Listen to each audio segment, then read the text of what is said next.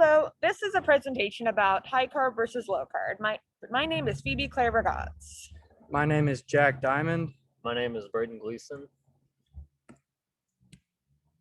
So carbs are broken down into glucose when you eat them, and then that glucose is sent to your muscle fibers, and it's a form of like quick energy. So if you're going to go work out, you need to eat like good carbs 1 to 4 hours before you go work out, so that has time to digest. And then the glucose, which is sugar, goes to your muscle cells, and then you get energy from that. And so if you don't eat carbs, you don't have any glucose, and so you won't have that like quick energy that carbs and glucose provides. And so the traditional diet is like higher carb, lower fat, and so your glucose level rises, which makes your pancreas secrete insulin, and your insulin shuttles glucose into muscle cells, which then that gives them energy, and it's quick energy.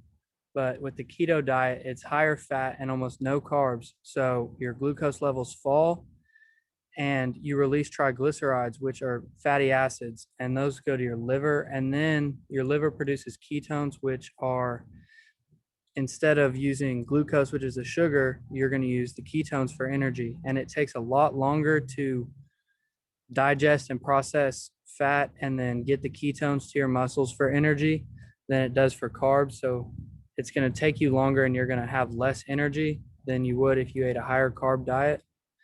And people who go through ketogenesis often feel really bad for the first couple weeks or even couple months because their body is trying to get acclimated to having higher fat concentrations in their body and having to work off of ketones and not work off of carbs and glucose. How many carbs do you really need? Ketogenic diet would be under 20 grams a day. Just a traditional moderate diet would be 20 to 50 grams per day. Liberal diet would be 50 to 100 grams a day. That'd be somebody an athlete who would train, is about to have like either a competition or like a marathon to run big event if they're trying to hit their carb overload.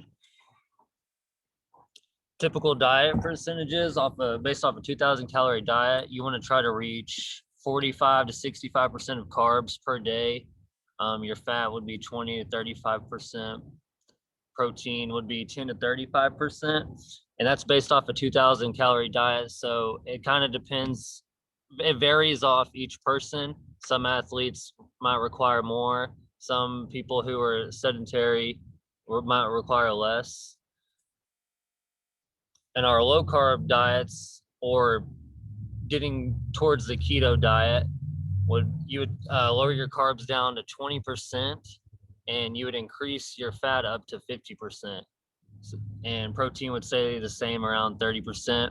But there on the keto diet, you're really increasing your fat, and you're trying to get all your energy from fat, from the ketones, and basically trying to cut out all carbs and sugars as possible. But you don't want to do that because you still need carbs in your daily diet. So what this ultimately means for the debate of whether high fat and low carb or high carb and low fat is basically the idea of hitting the runner's wall, where you're going to eventually run out of energy with a low carb diet, because it's by going with a low carb diet, you're burning through your stored energy. And you get into this more specifically with people that are training often and they are running out of like fat mass in their body, because your body doesn't have any more fat to break down, so you can't have any stored energy. So once you burn through the food that you ate that day and you have eaten like fairly recently, your body just literally doesn't have any more like energy to run on.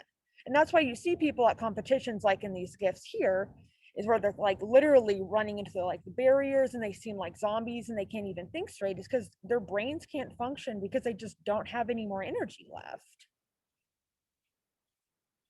Here's a video of somebody hitting that runner's wall. This is somebody that, again, they ran out of carbohydrates.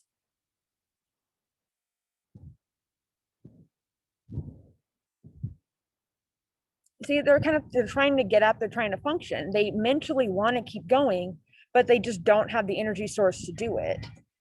And this is why you see people at like track meets eating things like the energy goose, because it gives them the quick sugar and the quick energy they need so they can convert it to keep going. Somebody on a low carb diet would never eat that because it's too high in sugar, which is something that you can't have on a keto diet. So what about the research supporting this?